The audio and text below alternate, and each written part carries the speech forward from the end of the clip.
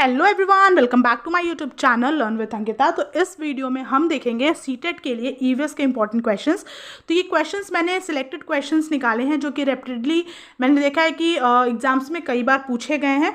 तो वीडियो को पूरा देखिएगा ताकि आपको पूरी इन्फॉर्मेशन मिल सके, और अगर किसी क्वेश्चन का आंसर आपको पहले से आता है तो कमेंट करके उसका आंसर देते जाइए। तो चलिए बिना टाइम वेस्ट के स्टार्ट करते हैं अपना पहला क्वेश्चन, और आप भी चेक करिए कि आपकी तैयारी कैसी है।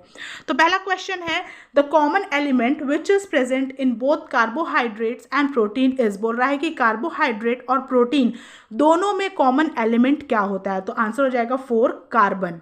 ठीक है, दोनों में कार्बोहाइड्रेट और प्रोटीन में जो कॉमन एलिमेंट है वो क्या है, carbon. Now moving ahead to next question. So next question is, there is a species of plants that grow in huge number but is found in only B part of India। देखिए question क्या है, और ये काफ़ी ज़्यादा important question है, काफ़ी अच्छे से समझिएगा। ये बोल रहा है कि एक स्पीशीज़ है, कोई एक तरह का पौधा है जो बहुत ही अच्छे नंबर्स में ग्रो हो रहा है, लेकिन वो इंडिया के एक स्पेसिफिक पार्ट में ही पाया जाता है। तो उस स्पीशीज़ को क्या बोलेंगे, उस टाइप के स्पीशीज़ को क्या बोलेंगे। तो इसका आंसर हो जाएगा एंडेमिक। इस क्वेश्चन को कई बार बहुत तरीके से घुमा के भी पूछा जाता है, या फिर डायरेक्टली एंडेमिक का वो डेफिनेशन दे दिया जाता है कि कोई स्पीशीज़ है वो एक अच्छे नंबर्स में ग्रो तो हो रहा है बट वो इंडिया के इस पार्ट में पाया जाता है, तो वैसे स्पीशीज़ को क्या बोलते हैं, तो उन स्पीशीज़ को बोलते हैं एंडेमिक। तो इसे अच्छे से ध्यान रखिए, क्वेश्चन कई बार पूछा गया है और ये काफ़ी ज़्यादा इंपॉर्टेंट है। ठीक है, now moving ahead to next question. So question number 3 is, टूटता तारा यानी कि उल्का। टूटता तारा को क्या बोलते हैं, उल्का। तो उल्का के लिए बोला गया है कि ये क्या है, एक समान गति से चलने वाला तारा, एक चमकता पिंड जो वायुमंडल में एक समान गति से चलता है, एक तारा जिसके एक सर्व और पूंछ होती है, एक सिर पर पूंछ होती है, या फिर उल्काब जो पृथ्वी के वायुमंडल में प्रवेश करते ही आग पकड़ लेता है। तो देखिए इसका आंसर क्या हो जाएगा, इसका आंसर हो जाएगा आंसर नंबर डी। ठीक है, इसका आंसर हो जाएगा आंसर नंबर डी, उल्काब। ये जो टूटता हुआ तारा होता है, अगर आपने वीडियो में देखा हो या फिर आपने साक्षात देखा हो तो आपको ऐसा लगेगा कि कुछ बहुत तेजी से नीचे गिर रहा है, कुछ बहुत चमकता हुआ। वो चमकता हुआ कैसे होता है, क्योंकि उसमें आग पकड़ लेता है। जब वायुमंडल में टूटता हुआ तारा बहुत तेजी से प्रवेश करता है तो वो आग पकड़ लेता है और वो तेजी से आगे चलने लगता है। इसीलिए उल्काब जो पृथ्वी के वायुमंडल में प्रवेश करते ही आग पकड़ लेता है, ये इसका करेक्ट आंसर होगा। अब हम लोग बढ़ते हैं नेक्स्ट क्वेश्चन पे।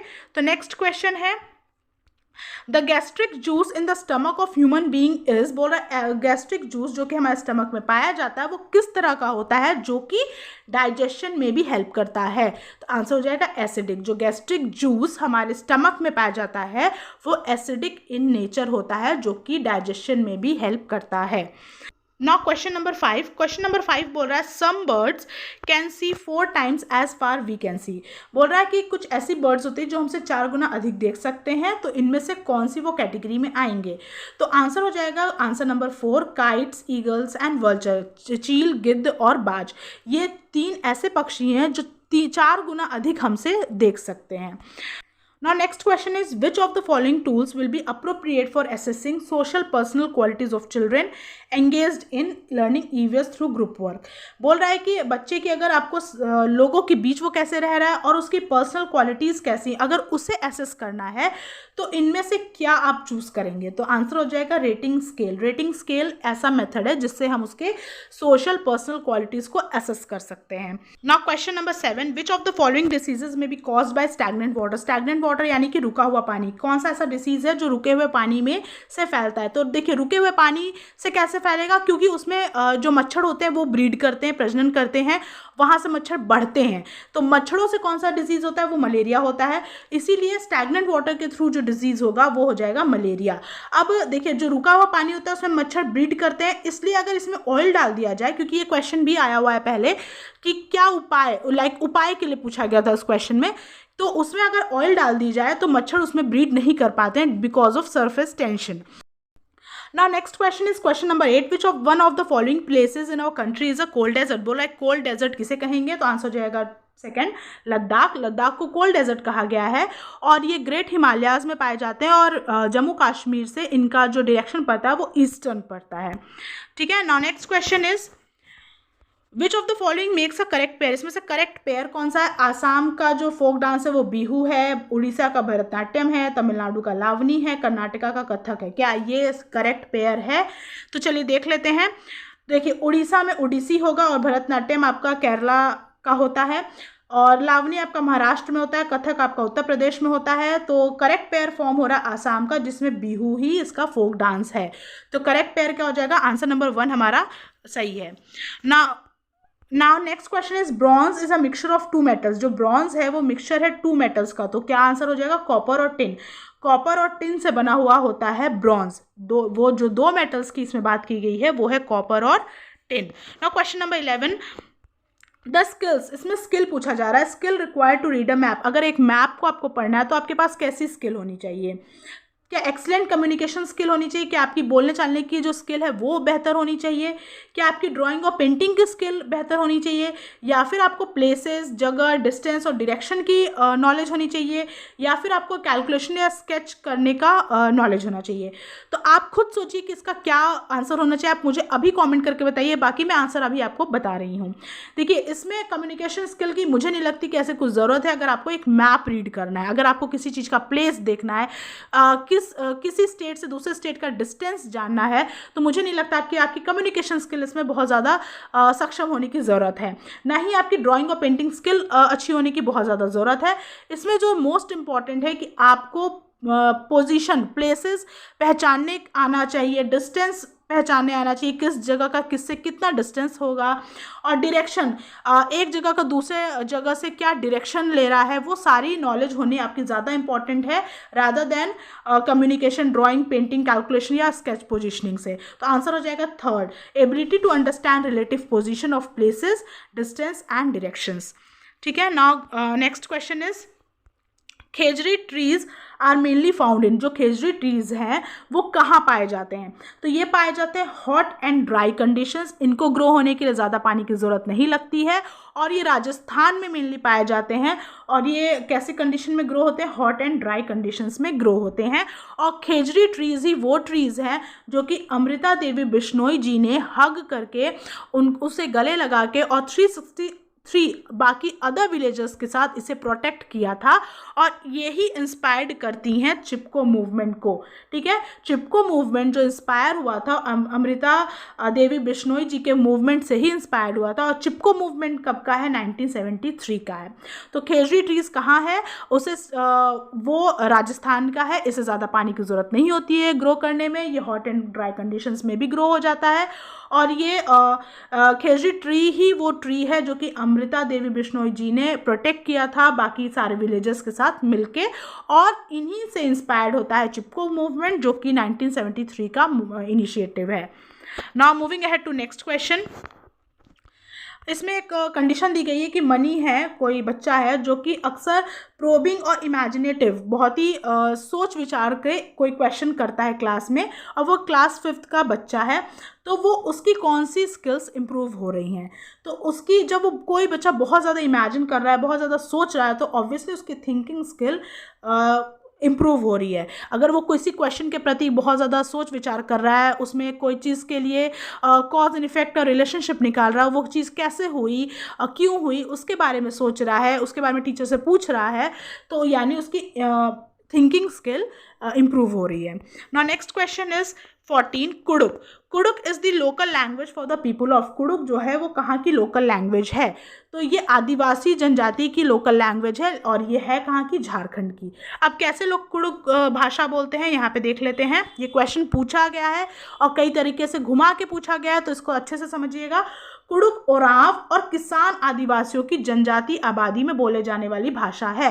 देखिए, आदिवासी जनजाति में बोले जाने वाली भाषा है, बट कभी कभी ये नाम भी पूछ लेता है, ओराव और किसान आदिवासी। ठीक है, ओराव और किसान आदिवासी की जनजाति आबादी में बोले जाने वाली भाषा, और ये जनजाति पाई कहाँ जाती है? झारखंड, मध्य प्रदेश, छत्तीसगढ़, उड़ीसा, पश्चिम बंगाल और आसाम में। ठीक है, ये कुछ नेम्स आपको याद रखने होंगे। ये क्वेश्चन कभी भी किसी भी तरह से घुमा के पूछ लेता है। नाउ नेक्स्ट क्वेश्चन इज, इसका आंसर आपको करना है कमेंट में। अभी मैंने ऊपर बताया भी था कि कोल्ड डेजर्ट ऑफ कंट्री क्या है, उसका नाम आपको कमेंट में बताना है। नाउ नेक्स्ट क्वेश्चन इज, कि पूछ रहा है कि select from the following the best period of the year for the people of Bihar to start a beekeeping programme. जो बिहार के लोग हैं वो बी कीपिंग कब से या किस महीने से शुरू करते हैं? तो आंसर हो जाएगा अक्टूबर टू दिसंबर। अक्टूबर से दिसंबर के बीच में बी कीपिंग का जो प्रोग्राम है वो स्टार्ट होता है। अब ये क्वेश्चन आपके लिए कि कौन से फूलों से बी कीपिंग का प्रोग्राम किया जाता है, ठीक है, तो वो आपको आंसर करना है कमेंट में। Now next question is question number 17। Red data book में सम्मिलित है। रेड डेटा बुक में किस तरह के जीव सम्मिलित हैं? विलुप्त हो रहे जीव जो कि गायब हो रहे हों, आपत्तिग्रस्त यानी कि एंडेंजर्ड जो कि धीरे धीरे गायब हो रहे हों, और या फिर जिनकी जान खतरे में हो या जो मतलब खतरे में हैं, जो धीरे धीरे गायब हो रहे हैं। तो इसमें कौन से जीव आते हैं? तो इसमें सभी जीव आते हैं जो गायब हो चुके हैं, जो या तो जो खतरे में हैं या जो गायब हो चुके हैं, वो सारे ही जीव रेड डेटा बुक में आते हैं। अब इसमें एक और क्वेश्चन बोल देता है कि रेड डेटा बुक निकालता कौन है, कौन पब्लिश करता है? तो रेड डेटा बुक IUCN द्वारा पब्लिश की जाती है, जिसका फुल फॉर्म है international union for conservation of nature, ठीक है। इसमें वो सारे जीव आते हैं जो कि या तो गायब हो चुके हैं, या तो खतरे में हैं, या तो गायब हो रहे हैं, वो सारे ही जीव इसमें आते हैं रेड डेटा बुक में, और उसे पब्लिश करती है IUCN, international union for conservation of nature. Question number 18 है कि बीज अंकुरण की अवधारणा को इस तरह सबसे बेहतर तरीके से पढ़ाया जा सकता है। इनमें से कौन सी विधि चूज की जा सकती है अगर हमें बीज अंकुरण के टॉपिक को पढ़ाना है क्लास में? तो देखिए आंसर हो जाएगा डी, कि आप खुद बीज बोएं, अंकुरण के विभिन्न चरणों का अवलोकन करने और उनका चित्र बनाने की गतिविधि को बच्चों को निष्पादित करने के लिए कहना, ठीक है। यानी कि पूरा प्रोसेस करके दिखाने को की विधि ही सबसे बेहतर होगी अगर हमें बीज अंकुरण पढ़ाना है, ना कि अगर हम उसका सिर्फ फोटो दिखा देंगे तो भी वो ज़्यादा क्लियर नहीं होगा। ना ही कक्षा में अंकुरित बीजों को दिखाना, अंकुरित की प्रक्रिया को स्पष्ट करना, ना कि सीधे हम लास्ट स्टेप को दिखा दें तो भी बच्चों को क्लियर नहीं होगा। तो सबसे, या फिर अगर हम बोर्ड पे सिर्फ वो बनाएंगे तो भी क्लियर नहीं होगा। और बीज इस प्रक्रिया से बच्चों को टोटल क्लियर होगा जब हम उन्हें स्टेप बाय स्टेप उस चीज़ के बारे में दिखाएंगे। तो लास्ट जो ऑप्शन डी है वो करेक्ट है। नाउ क्वेश्चन नंबर 19, किस पक्षी की चोंच अंदर से लाल होती है? तो आंसर जाएगा 4, कलचीडी। इसे इंडियन रॉबिन भी बोलते हैं। इसकी जो चोंच होती है वो अंदर से लाल होती है। नाउ क्वेश्चन नंबर 20, कौन सा पक्षी अपना घोंसला अलमारी के ऊपर आईने के पीछे बनाता है? तो आंसर जाएगा 1, गौरैया। इसे राजकीय पक्षी भी बोलते हैं। ये दिल्ली का राजकीय पक्षी भी है, यानी कि स्टेट बर्ड है, और ये डिक्लेयर किया गया था शीला दीक्षित जी के थ्रू, उन्होंने ये डिक्लेयर किया था। और 20 मार्च को वर्ल्ड स्पैरो डे भी मनाया जाता है, ठीक है। तो गौरैया के बारे में क्या है, ये स्टेट बर्ड है, कहाँ की? दिल्ली की। और शीला दीक्षित का नाम इसके आगे आता है कि उन्होंने ये डिक्लेयर किया था, और ये अलमारी के ऊपर या फिर आईने के पीछे अपना घोंसला बनाता है। और 20 मार्च को वर्ल्ड स्पैरो डे भी मनाया जाता है। नाउ क्वेश्चन नंबर 21, निम्न में से कौन वायु प्रदूषण का एक उदाहरण है? वायु प्रदूषण का उदाहरण क्या होगा? धुआं होना, कुहासा होना, वाहनों से निकलने वाली गैस, जलती हुई लकड़ी या चारकोल से निकलने वाली गैस, उपरोक्त सभी। तो सभी ये दर्शा रहे हैं कि वायु प्रदूषण है, क्योंकि धुआं, कुहासा, या फिर वाहनों से जो निकल रही है गैस, या फिर लकड़ी जल रही है उससे जो निकल रही है गैस, चारकोल से जो निकल रही है, ये सारे ही दर्शा रहे हैं वायु प्रदूषण। तो आंसर जाएगा 4, उपरोक्त सभी। नाउ क्वेश्चन नंबर 22, भारत तथा दूसरे देशों में प्रदूषण को रोकने के लिए बनाए गए नियम का प्रयोग रोकता है। अगर प्रदूषण, जैसे हम देख रहे हैं कि प्रदूषण को किस तरीके से रोका जा सकता है, इनमें से ऐसा क्या है जो बहुत ज़्यादा हानिकारक है हमारे एनवायरनमेंट के लिए? तो आंसर जाएगा 3, प्लास्टिक के थैले। ना क्वेश्चन नंबर 23, हवा में उपस्थित ऑक्सीजन का प्रतिशत है।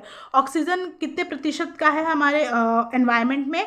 तो आंसर हो जाएगा 21। नाइट्रोजन आपका हो जाएगा 78, ऑक्सीजन हो जाएगा 21, कार्बन डाइऑक्साइड हो जाएगा 0.04, आर्गन हो जाएगा 0.9। तो कुछ ऐसे गैसेस हैं जिनके बारे में क्वेश्चंस पूछे जाते हैं। फिलहाल यहाँ ऑक्सीजन के बारे में पूछा गया है, तो आंसर हो जाएगा 21%।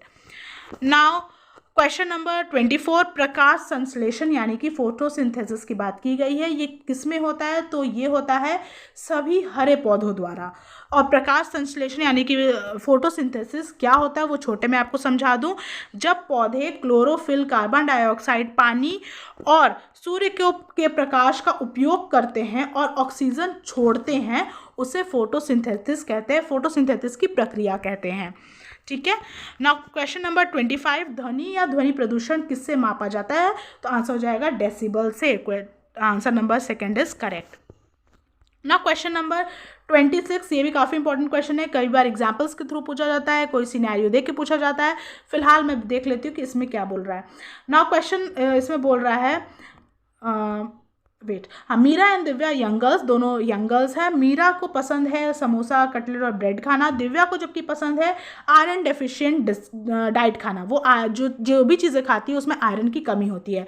तो दोनों को इनमें से क्या बीमारी हो सकती है, वो किस चीज़ से सफ़र कर सकती हैं? ओबेसिटी और स्कर्वी। तो आयरन डेफिसिट ओबेसिटी तो हो सकती है, मोटापा हो सकता है क्योंकि वो समोसा, कटलेट और ब्रेड खा रही है, लेकिन स्कर्वी नहीं हो सकता क्योंकि स्कर्वी विटामिन सी की कमी से होता है। स्कर्वी और अनेमिया हो सकता है क्योंकि वो खून की कमी से होता है, आयरन की डेफिसिट से होता है, लेकिन स्कर्वी नहीं होगा क्योंकि विटामिन सी की यहाँ कोई बात नहीं की गई है। अनेमिया एंड नाइट ब्लाइंडनेस, तो खून की कमी हो सकती है क्योंकि वो आयरन डेफिशिएंट डाइट खा रही है, बट नाइट ब्लाइंडनेस नहीं, क्योंकि नाइट ब्लाइंडनेस विटामिन ए की कमी से होती है। एक और ऑप्शन है यहाँ पे ओबेसिटी एंड एनीमिया, तो ये करेक्ट आंसर हो जाएगा कि मोटापा भी और आयरन डेफिसिट डाइट ले रही है तो खून की कमी भी उसे हो सकती है। तो आंसर हो जाएगा डी। नाउ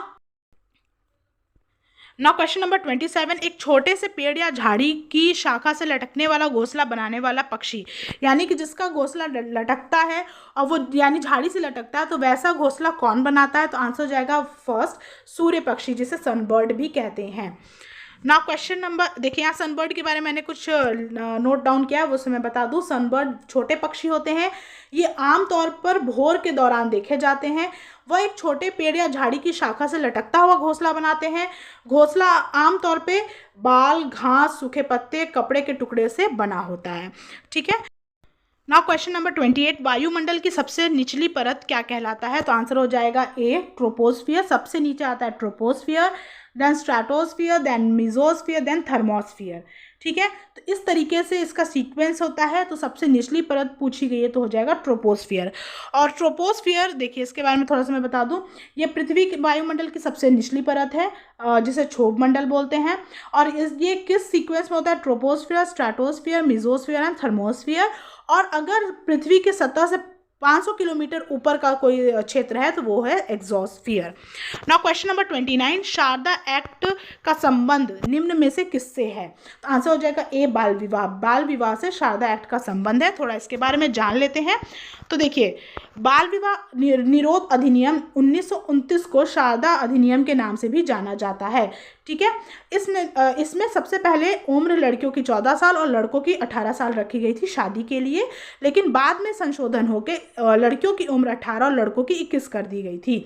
और इसका नाम इसके प्रायोजक के नाम से लिया गया है, हरबिलास शारदा जी के नाम से ही शारदा एक्ट यानी शारदा नाम लिया गया है। Now moving ahead to next question. तो नेक्स्ट क्वेश्चन है, बच्चे को सामाजिकरण का पहला पाठ कहाँ से प्राप्त होता है? बच्चा पहली बार सामाजिकरण का पाठ कहाँ से पढ़ता है? तो आंसर हो जाएगा परिवार से, जहाँ पे उसे एक से ज़्यादा लोग मिलते हैं, जहाँ पे उसे समाज मिलता है। तो वो सबसे पहला उसे परिवार में ही एक से ज़्यादा लोग देखने को मिलते हैं, इसलिए सामाजिकरण का जो पाठ है उसे सबसे पहली बार अपने परिवार से ही मिलता है। Now next question is question number 31। ये आज का हमारा लास्ट क्वेश्चन है, अच्छे से देखिएगा, काफ़ी ज़्यादा इंपॉर्टेंट क्वेश्चन है। रॉबिन पक्षी के बारे में निम्नलिखित कथनों पर विचार कीजिए और सही कथन का चयन कीजिए।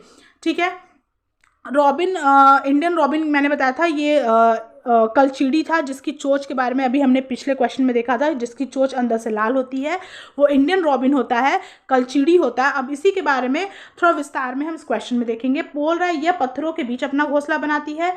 उनके घोंसले हर तरह की चीज़ों से बनता है, यहाँ तक कि तार और लकड़ी के टुकड़े से भी। वे अपने साथ कोयल पक्षी के अंडे सेते हैं। वे अपने बच्चों के लिए एक नरम और आरामदायक घोंसला बनाते हैं। देखिए, पहले बात तो 2 पॉइंट्स है वो कंट्राडिक्टरी हैं। अगर आरामदायक घोंसला बनाते होंगे तो लकड़ी और तार वाला पॉइंट जो है वो गलत हो जाएगा, और या तो अगर लकड़ी और तार के से घोंसला बनाते होंगे तो आरामदायक वाला पॉइंट कॉन्ट्राडिक्ट हो जाएगा। तो देखिए, ये पत्थरों के बीच तो अपना घोंसला बनाते हैं, ये पॉइंट एकदम करेक्ट है। और वे पक्षी अपने बच्चों के लिए एक नरम और आरामदायक घोंसला बनाते हैं, ये पॉइंट एकदम करेक्ट है। तो ये पॉइंट तो अपने आप गलत हो गया। अब देख लेते हैं, वे अपने साथ कोयल पक्षी के अंडे सेते हैं, तो ये गलत है। कोयल पक्षी के अंडे हमेशा देखा गया है कि कौवा सेता है। ये भी क्वेश्चन आता है कि किस पक्षी का अंडा कौवा सेता है, तो कोयल के ही अंडे कौवा सेता है। तो ये दोनों पॉइंट गलत हो गए। तो आंसर हो जाएगा 1, केवल A एंड D। अब इसके बारे में थोड़ी और जानकारी हम लोग देख लेते हैं, इससे आपको और क्लियर हो जाएगा। देखिए ये दिनचर पक्षी है, ये पत्थरों के बीच अंडा देती है। इनका घोंसला घास का बना होता है जिसमें नरम टहनियाँ, जड़ें, ऊन, बाल और रुई होती है, इसीलिए आरामदायक होते हैं। और इनका जो मुंह होता है, इनकी जो चोंच होती है अंदर से लाल होती है। तो आज के लिए इतना था। आई होप आपको वीडियो क्लियर होगा। अगर किसी टाइप का क्वेश्चन है तो मुझे कमेंट करके ज़रूर बताइएगा, और वीडियो कैसी लगती है वो भी मुझे कमेंट करके बताइएगा। और अगर आपको एफर्ट मेरा पसंद आया तो वीडियो को लाइक करके ज़रूर जाइएगा। तब तक के लिए bye bye and all the best for exams.